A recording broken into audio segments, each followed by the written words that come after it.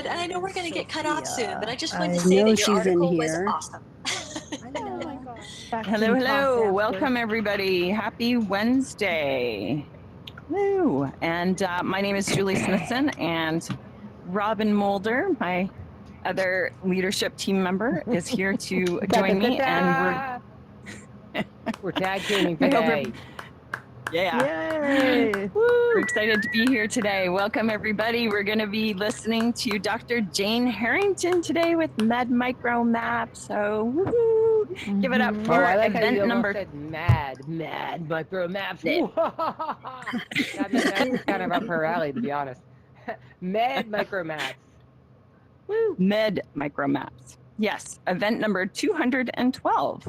So wow, amazing. Welcome, everybody. We have about 22 people in the room, and have a seat. Make sure you're muted. If you're speaking, or sorry, if you wish to speak, please raise your hand. We'll go through those types of things, but we're about to get started. Sophia's got a recording going on today, so just so everybody knows that. So let's get started.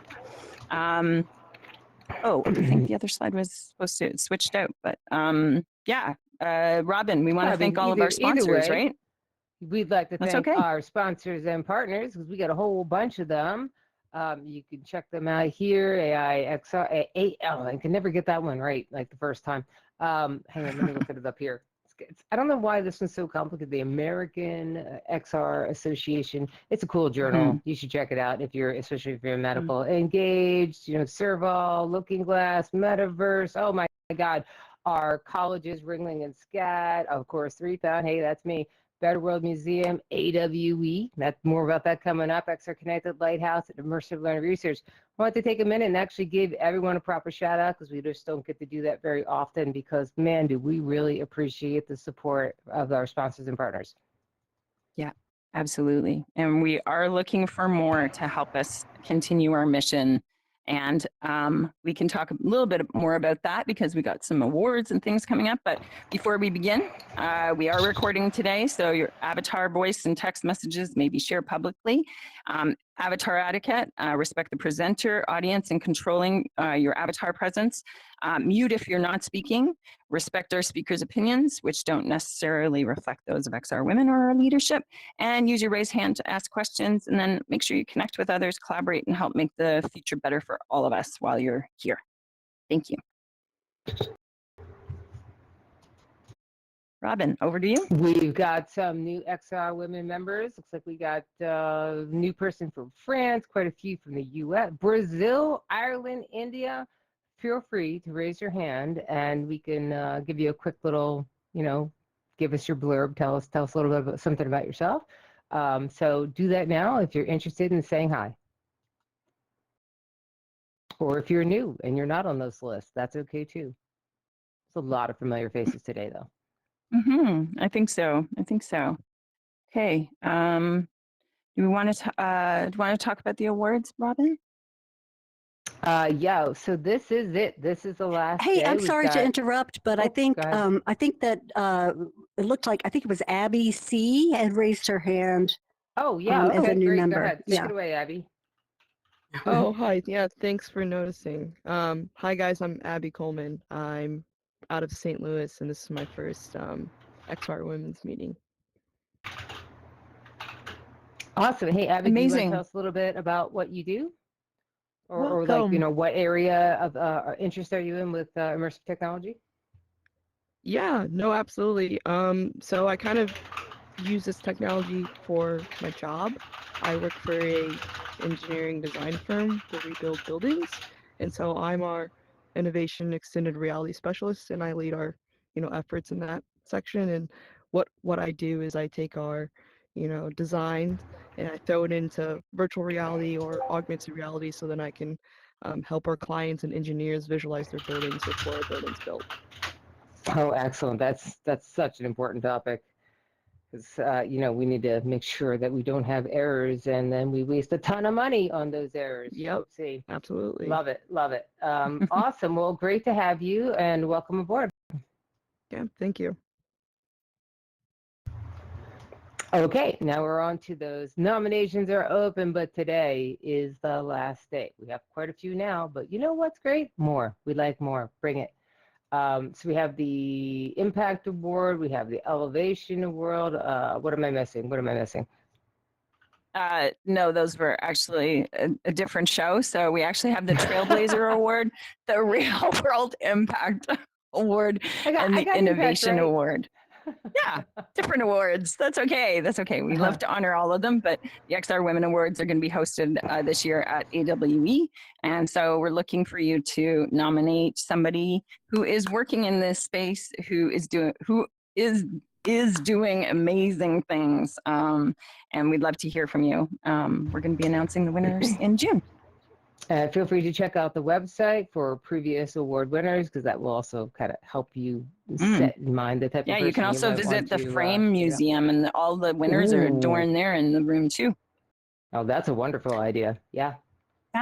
Yeah. So we are looking for sponsors for our awards to elevate brands who are committed to the mission of XR Women, to inspire and connect and keep educating women and putting women on stage and having equal opportunities as we move forward with this technology. So we're looking for some sponsors. And if you know of any brands who would love to help us host these awards, please reach out to anybody here on the team.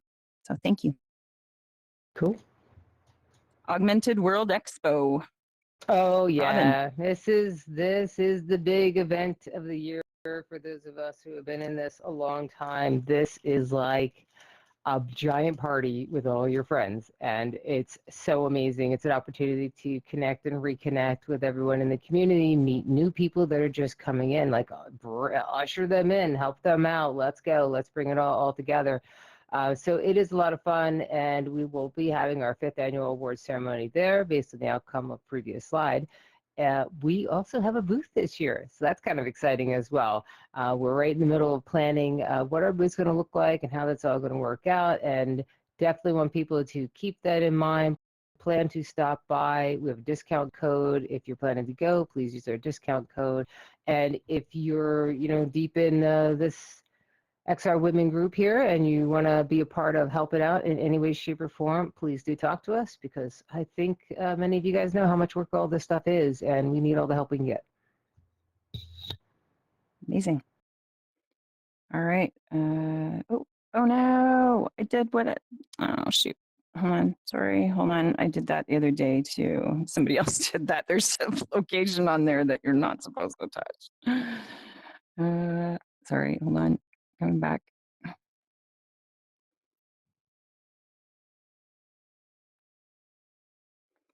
Okay. Let's try not to click on the website. We have to try and take that out. No. No. What? Okay, there we go. Hey, we made it. Here we go. Did it. I did it. Aside. Sorry about that. Yeah, very sensitive. We have 2 student chapters now. We have SCAD, Savannah College of Art and Design, which I recently had the honor of speaking down there on behalf of our local leadership team. They had organized a workshop for my company, 3 Pound Games, 3 Pound XR, for Grow Kit Core, and it's really impressed with how well organized and how buttoned up our next generation of XR leaders are. And Ringling College Art and Design, which we had the wonderful pleasure of being hosted by Ringling for our recent 200th event. And wow, it's just incredible people working down there, and incredible students coming up in the ranks. And Julie, feel free to heap on any additional praise. Yeah, actually, I'm going to skip over to this slide here because they were in the wrong order, but there was a Grow Kit Core workshop, right, last week with SCAD. Right, exactly. Mm-hmm. Yeah, and they've got a couple of other showcases coming up. So it's really cool to kind of see our community coming together and educating and mentoring and, basically, showing the way and working together in these new partnerships. So, anything else you want to say there on Robin on that? those I events? think that's about it there. You know, feel free to reach out to us if you have other colleges and universities that you think should be spinning up chapters or any interest yourself in helping to spearhead any of these kinds of initiatives. It's all about community, all about helping each other out. So let's make it all happen. Yep. Sounds good. Amazing. I have something quickly to share. Yesterday, I went to an event called Secure World. If you want to look it up, it's secureworld.io. They have events all across North America. I was fortunate enough to be Helen Oakley's guest yesterday at the Toronto location. They do take a deep dive in the day of cybersecurity, and Helen was the keynote and talked about AI agents and systems. I did a LinkedIn post quickly last night, and shared a bit of information and what I did learn, which was one of the biggest lessons, which I've always known we're so forward thinking, like everybody who's in this room right now representing themselves as avatars, you know, like we all live at least 5 to 10 years ahead of like the baseline knowledge of what's out there. And when I attended this event yesterday, and of course, I said I was CEO from the metaverse. You know, I always get the interesting comments and next questions. But the fact is the people who are working on cybersecurity right now and AI systems and all the management and everything behind it, there was not one aspect there yesterday of immersive applications or spatial representations, digital identity as avatars. There's still a long way to go with these conversations. So it's really going to take our community to start to embed ourselves into these cybersecurity conversations so that they take up the conversations a level from the 2D perspective into the actual identity of somebody being represented in these worlds. So I'll leave that there. There's a few key takeaways that you can take a snapshot at. There were no recordings. Helen Oakley is amazing. She runs Cyber Ladies in Toronto, and they're an extension. But this is where I see the ethical considerations really being built, is out of the cybersecurity communities that need to really understand what it's like to be represented in the virtual space. So I'm going to quickly, I'm watching the time because we need to get to Dr. Jane's presentation. But tomorrow, Robin, we've got some XR women that are going to be on stage for the graduate student life and development part of the Columbia University Teachers College tomorrow. So I'm pretty excited about that. We're going to be talking about AI and education. So if you want to attend, there is a QR code there. We'll drop that into the Slack channel and you can register and sign up there. So. Awesome. Awesome. Yeah. Okay. All right. We ready to bring this thing on home? Yeah. Almost. We've got our YouTube channel. Oh, my motivation word. This is my motivation for the week. As most of you know, I try and wrap my head around this. This is tune out the noise and tune into the opportunities. And it was kind of ringing true. The image on the left-hand side is totally AI driven. I was trying to be like, okay, don't miss the opportunities because there is so much noise, and really taking that step back and don't lose it. That was just, yeah, my message to you. Okay. Next week is going to be an interesting presentation, Robin. XR Women is going to be hosting a State of Immersive Education Across the USA event. And we've got quite a lineup of educators who are already teaching immersive, and they're going to be coming and sharing the inspirational work that they're witnessing today. And we now have, I've just confirmed today, this morning, we now have representation from the North, the East, the West, and the South of the United States of America. You know our rules, there's no politics here, it's just inspiration only. So inspiration and education. So that's what's happening next week. And I see my co-host has left the stage, so I'll keep going so we can get moving here. Jenny Taylor is going to be joining us on April 23rd, and she's from Duke Energy, and she is going to be sharing with how Duke Energy is utilizing XR. So April 30th is Sarah Hill, and she's going to be teaching us lessons learned from a media technology CEO on funding and scaling.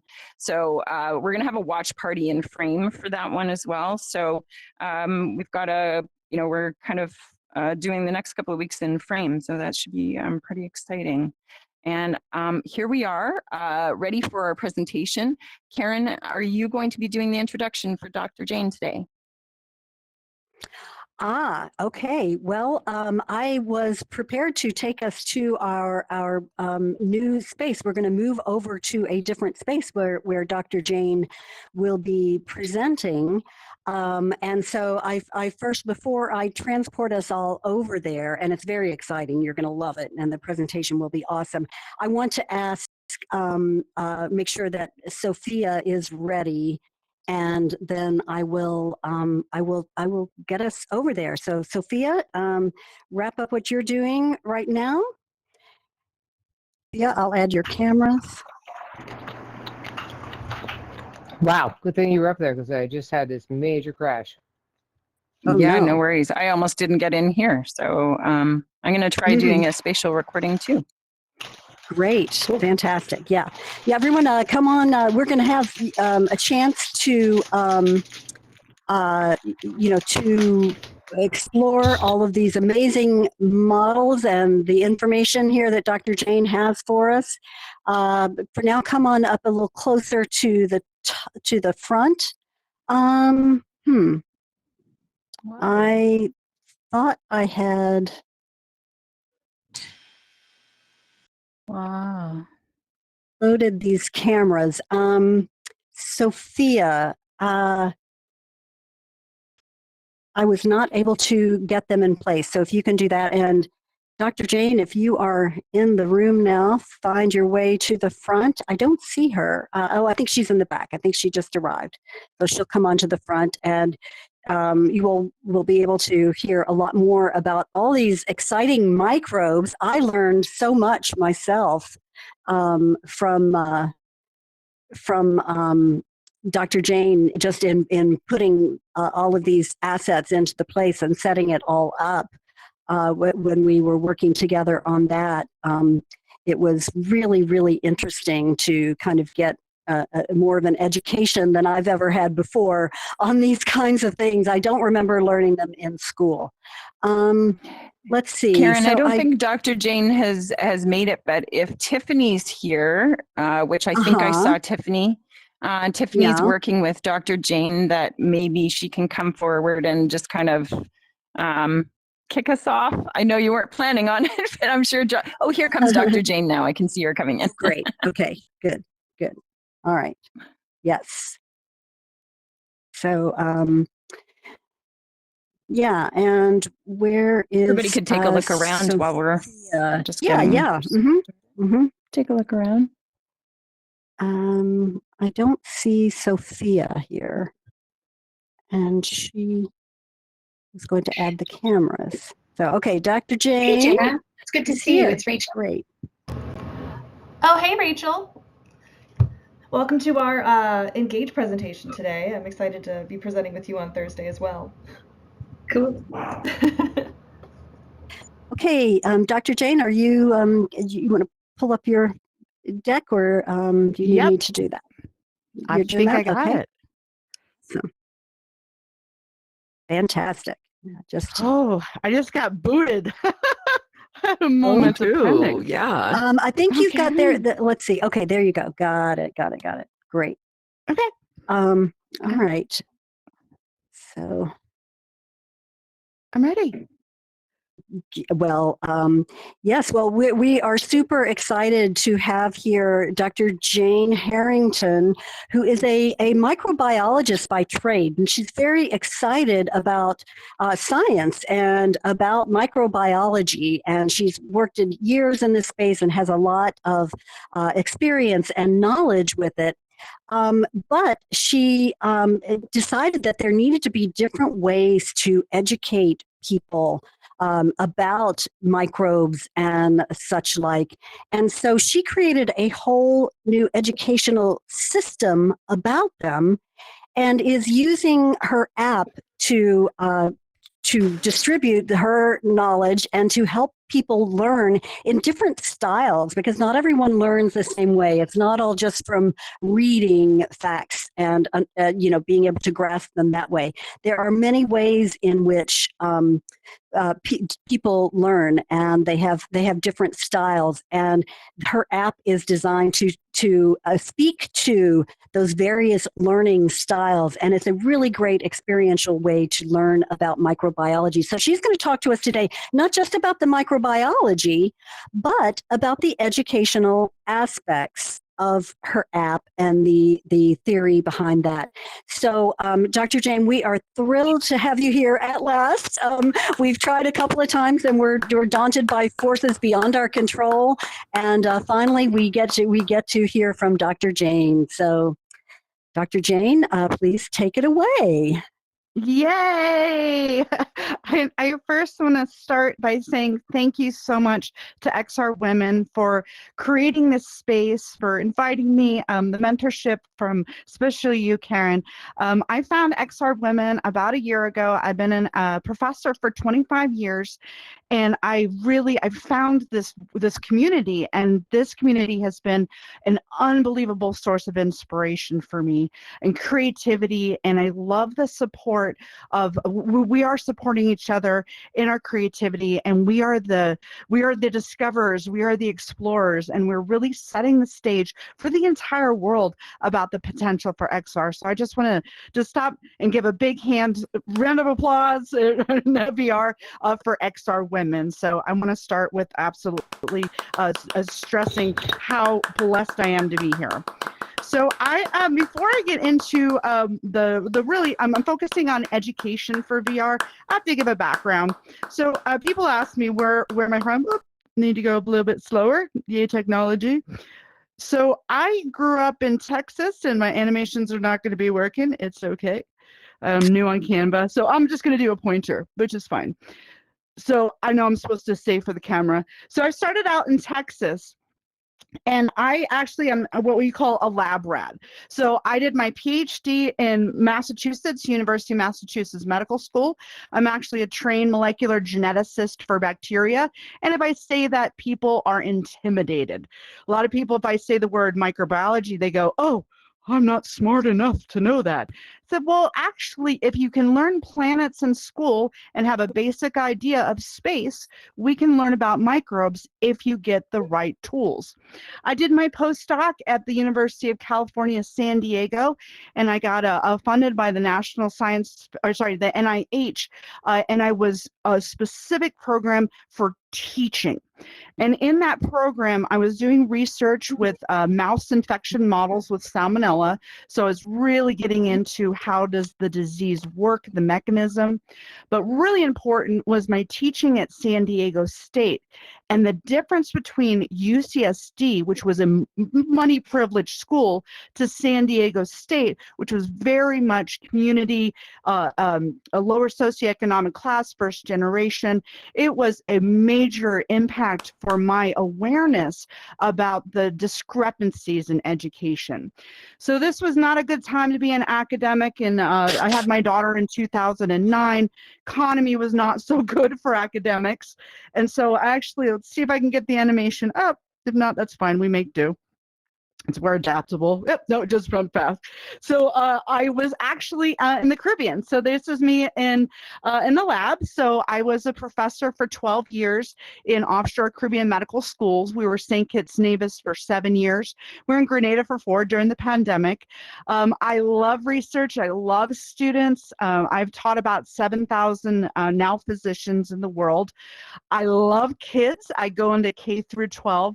So I have a lot of practice in using language that's for different audiences, and realizing it's so important to really meet your audience. And I tell my students, I will do anything to help you learn. That is really foundational. Second, for my students going into nursing, medical, dental, veterinary, I've taught them all. is that I'm not teaching you for the test. I'm teaching you to be my daughter's doctor or my pet's veterinarian. So I'm very much about core teaching for lifelong learning. Let's see, my animation will go. No. Oh, Canva, that's fine. And so what happened in 2022, I would show a picture of me going from in person, in the lab, in classroom, to in my house. So the pandemic changed everything. It changed everything for so many of us. And from that, there was so much drive for what we do. There's so much drive for technology. There's now so much awareness about the different learning modalities. It's not just me sitting in a class talking. What it can be about is using technology to really get into complex stuff for, again, our different learners. So this is a very, very classic case. I'm going to just pause. How many of us are parents? I'm a parent. I have a 15-year-old. How many of us have woken up with a sore throat in the last 2 months? We all raise our hands. And I caught COVID when we went to the IVOR conference at Ringling, the Ringling College in Sarasota. This was a month ago. I'm actually still experiencing COVID. So this is very relevant, and I'm really bummed if my animations are not going to work. That's okay, but I'll walk us through.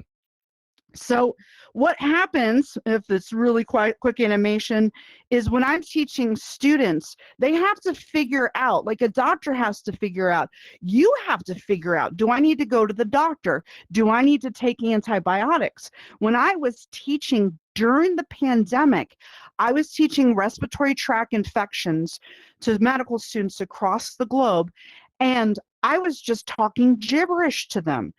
It's very Latin based. And we actually, if you look at the literature, only about 20% of people prefer text-based learning. If you are neurodiverse like myself, you need to have visual, tactile, hands-on. We need to have options. And I use the word love, I'm very passionate, that immersive technologies and AI is really solving that solution of changing this text-based learning to more visual and hands-on. So I got into the science of learning. And I published on the theory of the MedMicroMaps. And so part of it is what's called the memory palace, or the method of loci. World competitive memory competitions. This is actually what they use. And so if you close your eyes right now and you pictured you're going into your kitchen to get a cup of coffee, to get a snack and a napkin, you can picture visually and physically where you're talking about. So I'm actually going to take a moment and describe this, that we're oriented like this, so that the compass is our north facing. And so all of the system is going to be using the direction of north, and that's going to be our orientation. And we're going to have west, we're going to have east, and then we're going to have south. And so this is something that I use in it's a repeated system, but I'm also going to be using my body when I teach. Semantic networks, that's associations. And so on that, we say, if I'm just memorizing words, that's not helpful, versus if I say, these are together, these are different. And so for us in this room, I can orient, if we're looking forward, if we look over to our top left, we are seeing in the northwest quadrant, those are all viruses and they're all small. If I turn behind me and I see my back left, that's going to be the southwest corner. Those are going to be what we call the typical bacteria. The ones that we have on the east, these are going to be the fungi, the parasites, the larger. So mind maps, semantic networks, and memory palace, I'm an academic researcher, so for the last 6 years, my scholarly work has been in how students learn to create this MedMicroMaps system. Let's see how my animations are going to kill me. So I was teaching, again, the respiratory tract infections in fall of 2020. I'm at home. I have about 700 students across the globe. I wanted to, had to, felt compelled to teach about COVID and SARS-CoV-2. I've been teaching coronavirus for 10 years prior. I'm familiar with it. At that time, I was reading about 10 to 20 papers a week. And so I felt compelled to share this knowledge with my students.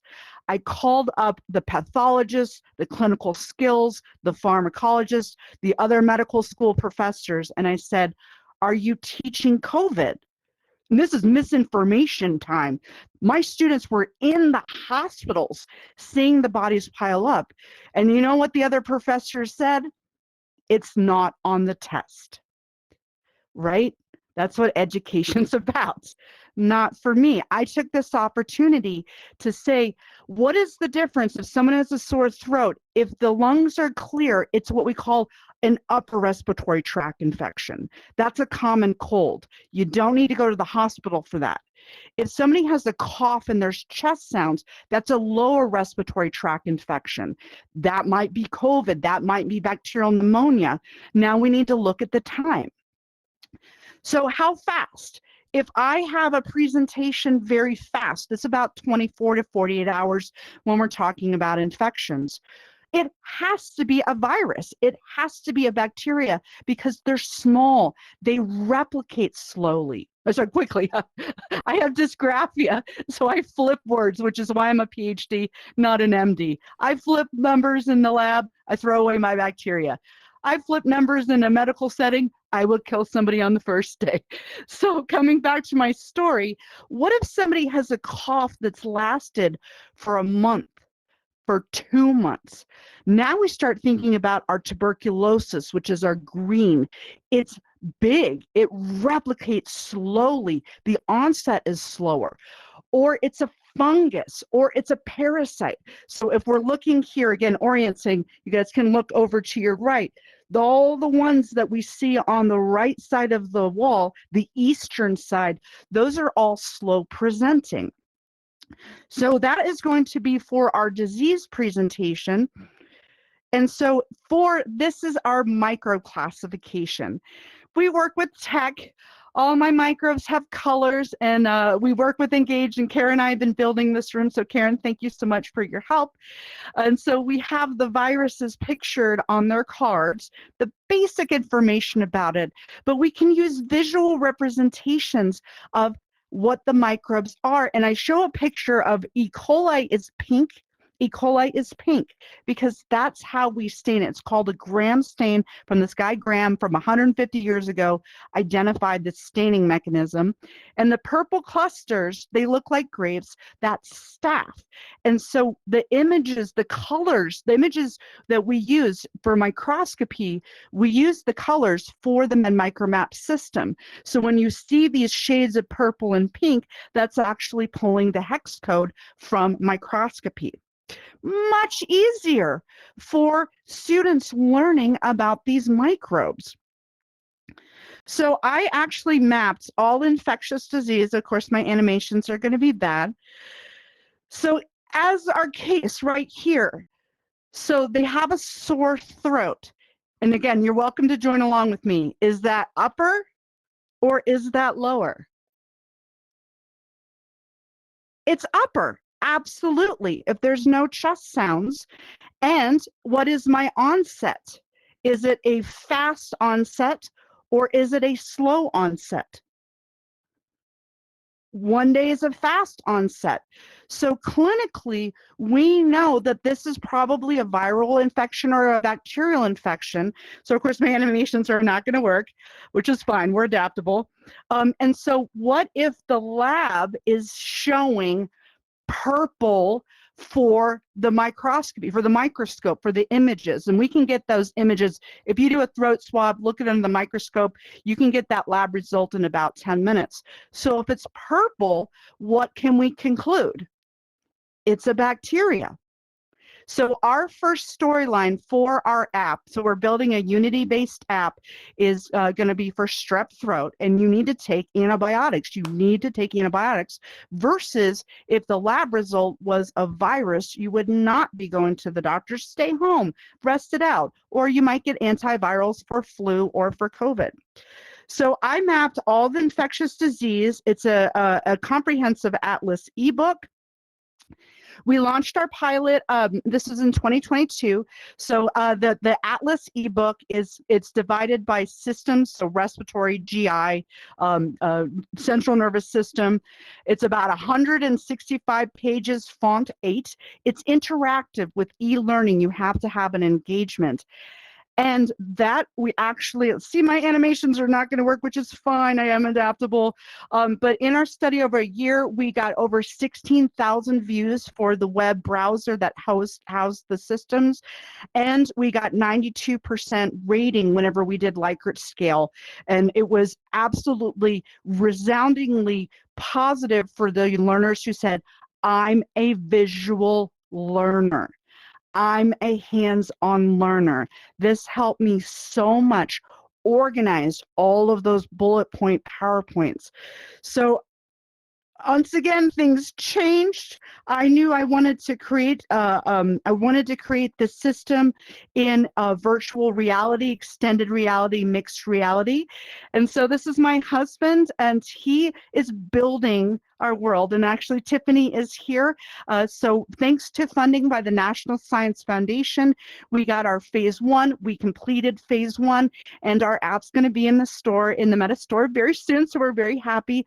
But I wanted to really focus on what is in the app and some of the principles that I can share about using immersive technology and AI for education. So the first thing I want to point out is the beautiful colors. We have our Feiji is our mascot. We're about to actually see a video of Feiji, which very few people have seen. It's going to be really, our mascot's going to have its own TikTok channel. But even looking at this, if you saw all these microbes in just plain white, it's a little overwhelming. Versus you look at them and say, oh, it's purple. I know that's a bacteria. Oh, that one's orange. That's our Giardia. That's gigantic over there. I know that that one is a parasite. And it becomes a really great way to categorize and build up in complexity. So we have for our first build 20 assets, and we're applying for, we actually submitted our proposal for the NSF phase 2, and we will have 250 microbes. That's about what medical students and nursing students have to know for their boards. All of the assets are based on electron microscopy, so they are as accurate as they can be. Lori Annis is our XR designer, and we spend a lot of time looking about different images, two-dimensional images, to create these 3D assets that actually have structures that are based on real science, which is something I'm very passionate about. So regarding the actual build itself, this is actually a screenshot, and hopefully I'll be able to show a vision, show some images. So here's me, Dr. Jane. Dr. Jane loves to talk a lot. Dr. Jane loves to talk a lot, and sometimes Dr. Jane uses very high language. I speak a different, I would say, a digital immigrant. I grew up with books. I went to graduate school with books. I learned from books. I need to translate to the younger generation.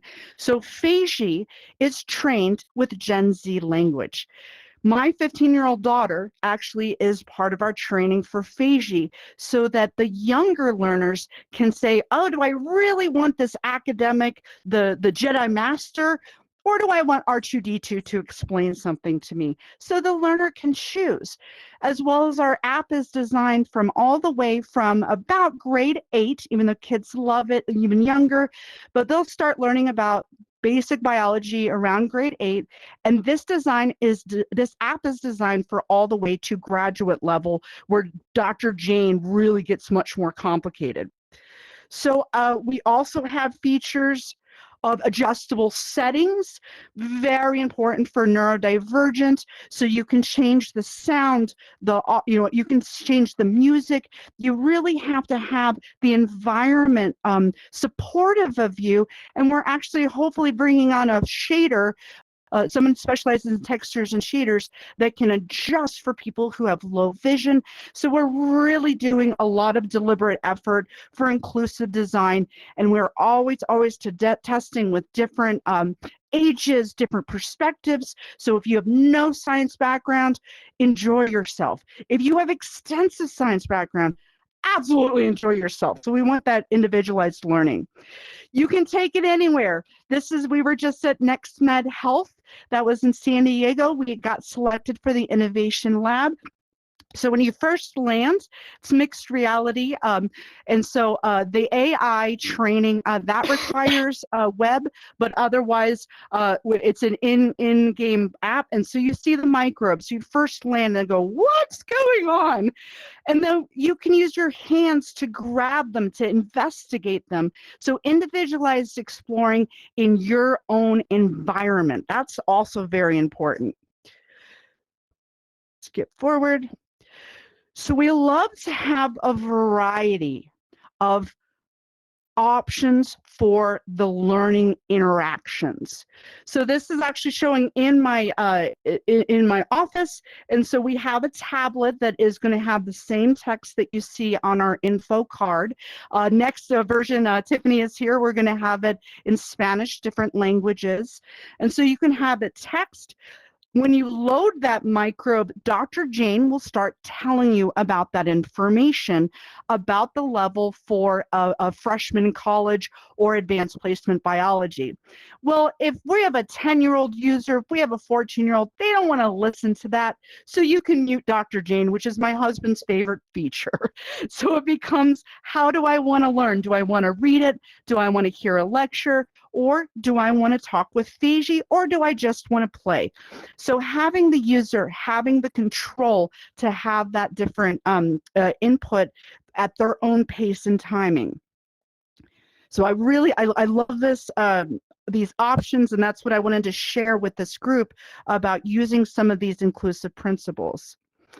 So something, as we get more complex, it's either you start with, you see them, you can touch the microbes and get a feel for the colors, the shapes, but we also need to put them in their sizes, and that becomes so important. And this is actually a huge deal for us, is the mathematical modeling to go log scale. Our smallest asset is a carbon atom, which is 10 to the minus 10, so 0.1 picometer. We need to be in a space that we can size the microbes. So this is actually showing our strep pyogenes, our E. coli, and they are all sized accurate relative to each other. And the user can shrink and expand the map so that they can look at the carbon atom where it's about the size of a pea, and the red blood cell is giant. It looks like it's in the sky.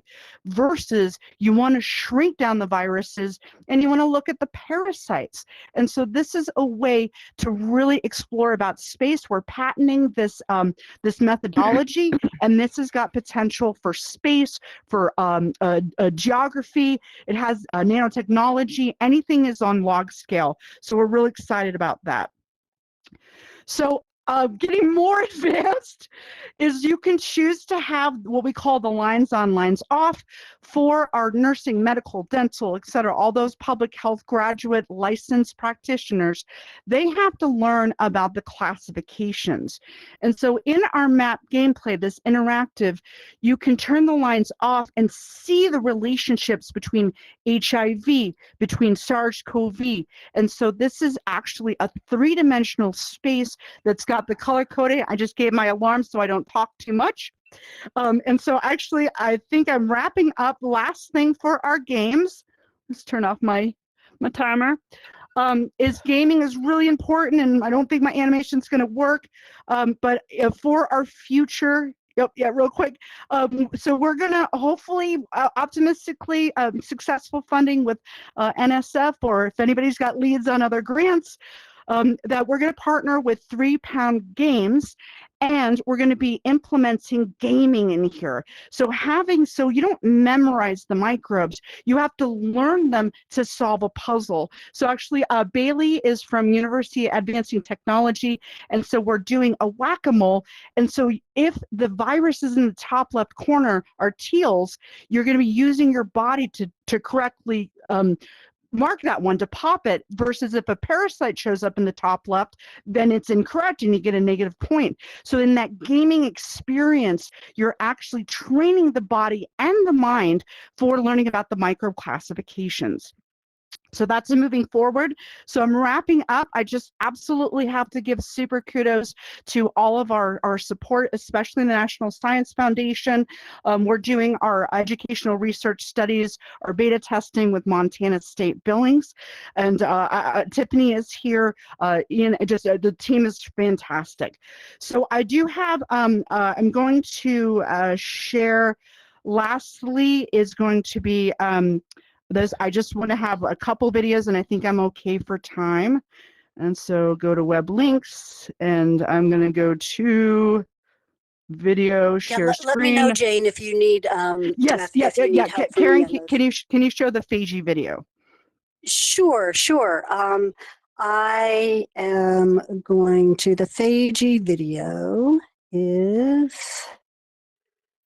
right here. Oh, it could not be played. Okay, and let me, I'm sorry, let me get this a different way here. Well, let's see if I can do it. Apologies. Technology. I forgot that we had multiple ways, multiple methods. Are y'all able to hear? Okay, great. Yeah, this audio is so important. Yes, we can hear.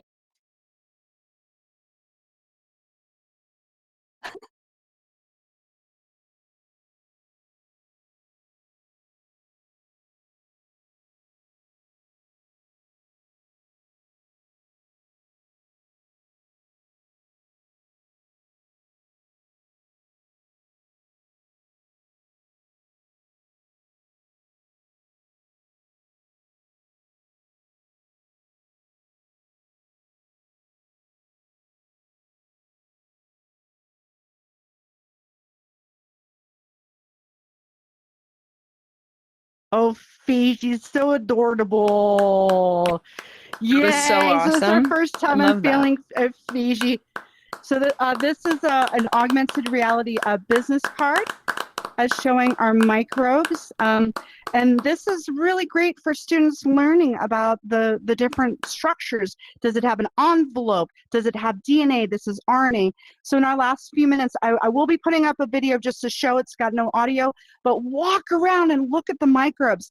Especially you can see the DNA and the RNA in our viruses that we have over to our left. And absolutely, again, thank you so much for having us.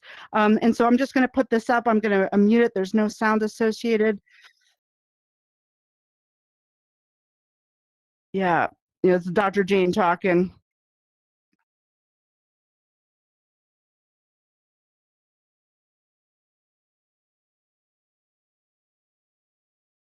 So I'm going to just pause it, and I'll stop for questions. I'm going to just have it playing. I recorded this in the Billings Library yesterday, so it's really shown this potential to be seen in different ways. And again, we're going to be in the Meta store in May 15th, as well as we're going to be in Arbor XR. So Arbor XR, device management in schools, very appropriate for high school level, community colleges, basic science, all the way up to our graduate level. So thank you very much for having me, and I'll hand over for questions. Wonderful. Thank you so much, Dr. Jane. Really impressive and exciting. It's been wonderful for me to get to experience this and learn more, not just about microbiology, but about your app and the learning system. I just want to say, for those that you all saw on the slides, the beautiful colors for all the microbes. And unfortunately, for some reason, those colors did not translate when we brought the 3D models into Engage. So you see them as ghostly images here. However, And I don't know, Dr. Jane, if you want to explain this, but in some cases, some of them have RNA and DNA inside them, and those colors are showing up. So you can stick your head inside these viruses. Enjoy doing that. And you can see the RNA and the DNA. Yeah, double-stranded is our DNA. So it's the herpes virus, and herpes has an envelope, so it's only transmitted when there's liquid, mucus, and so bodily fluids. Versus our adenovirus, which causes pink eye. This one has DNA as well, but it's called naked. It's only made of protein. Very infectious,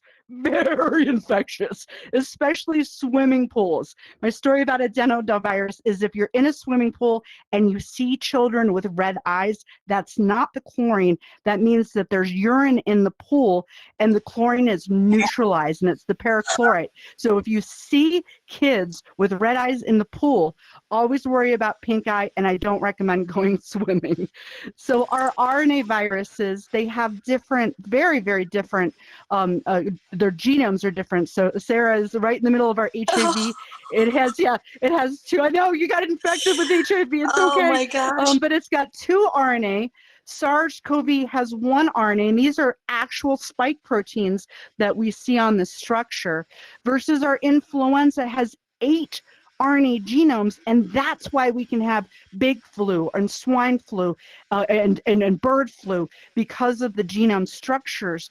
So students have to memorize this stuff. It's very difficult on multiple choice text-based black and white text, versus if you look at them, to me it's obvious. So we love using these, the visual, the color coding, and again, the RNA is going to be vertical versus the double-stranded DNA is horizontal. So I'm excited about sharing my microbes. I love it. But more importantly, I love that I'm making it easier for those of us who have learning disabilities, those of us who are neurodiverse, those of us who have challenges in the classical text room with multiple choice text, text-based learning.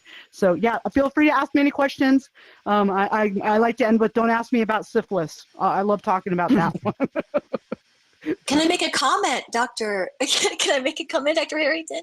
Yeah, Dr. Jane. Dr. Harrington is yeah. Dr. Harrington is the professor, the perfectionist. I know everything. Dr. Jane is me. Gotcha. Roger that. Just wondering, have you thought about, if you don't already have it, have you thought about either getting ISTE certified or renewing your ISTE certification? Because this is remarkable. And I think that more people need to see it, and if you did that, they would. Follow up with, can you follow up with me? I'll hit you up in Slack. Yeah. Yeah, I was in the Caribbean for 12 years, so I was really in a very, very outdated world. Just look on the screen. This is Daniel Kraft is the person for NextMed Health. These kids, so 8 and 10-year-old, they were in the headset. The younger one was in there for 45 minutes. Loved it. These are high school students, and yes, I did get permission from all parents. And so we're really showing these user interactions. Kids take up technology really well. And then this is actually showing some of the map. The map to size it up is really best outside. So this is outside Hotel Coronado. So Ian's about to populate the map, which really, there's little Fiji babies. They're so cute. Yeah. So Sarah, I love what I do. I've been working at home, pretty isolated, except for XR Women, and so any connections. I love sharing the story, and we will be traveling in the fall doing campus tours. So yes, please connect me with people. Roger that. Great. It's beautiful.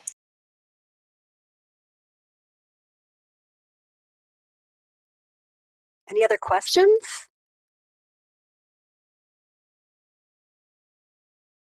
I can keep talking.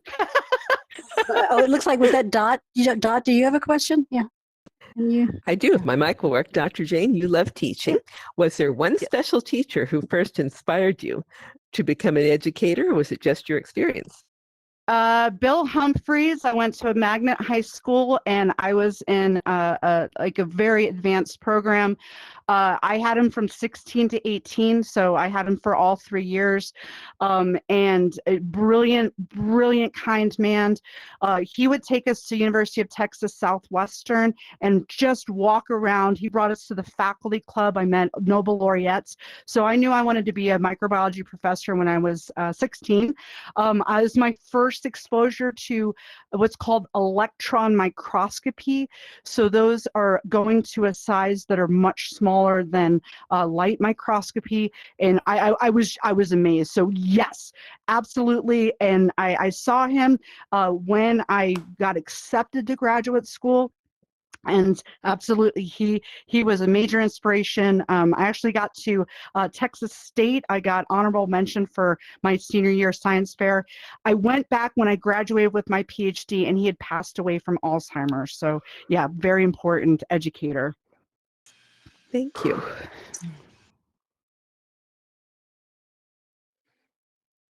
I wish they had this during school for me yeah. when I was in high school and I had to learn about about all of this. This is amazing. Yeah, and that's So actually part of the reason why we are really going for the high schools, and it's free. Like, app's going to be free. It's going to be in Arbor XR Meta Store. Single player is free. However, for the multiplayer, where the professor, the teacher, the parent has control, that's going to be a security gate against, you know, the metaverse for youth. And so for inspiring at the young age, you have to inspire at the young age so that they will start thinking about taking biology, start thinking about their high school classes. So when we started this project, I was second year medical school. That was my audience. But we did ICOR, National Science Foundation ICOR. We interviewed, and we really realized that if you start using viruses, bacteria, and having fun, then the younger generation who are taking up technology, they love it. And so this can have a really profound impact on inspiring health science learners. So we have a healthcare shortage, professionals, pretty much all disciplines. And so we really need to get those teenagers exposed to how cool technology is, how cool science is, and for me, how cute the microbes are. I love them. They're so cool. They are so great. beautiful. I love how sculptural everything is. Yeah, On the large scale. It's amazing. really beautiful. Mm-hmm. Yeah. I think really Leona had her hand up too for a question, and I'll just say before we go there that we're now at the official end of the event time. But if Dr. Jane can stick around, we'll keep the room open for a few more minutes for more questions and exploration. Leona, do you want to ask your question?